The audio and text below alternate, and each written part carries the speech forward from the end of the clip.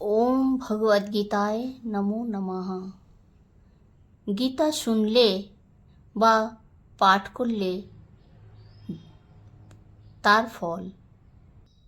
গীতা পাঠে যেই রূপ তুষ্ট জনার্দন, অন্য কোনো কাজে এত সন্তুষ্ট না হন। ভক্তিভাবে যেইজন গীতা পাঠ করে, স্বয়ং শ্রীহরি বাধা থাকে তার ঘরে। শিলাপাশে দেবালয়ে কিংবা সিদ্ধপীঠে,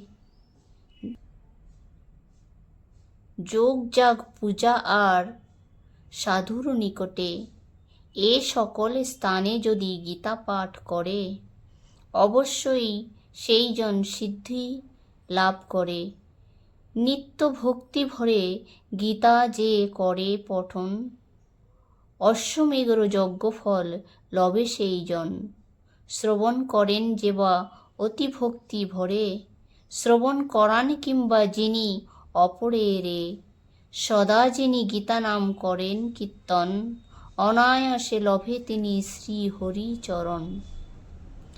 গীতা যিনি নাহি শুনে মনুষ্য হইয়া, বিষ পান করেন সেই অমৃত ফেলিয়া। মহাপুণ্যময়ী গীতা করহ শ্রবণ, সব দুঃখ দূরে যাবে শান্ত হবে মন। গীতা পাঠনে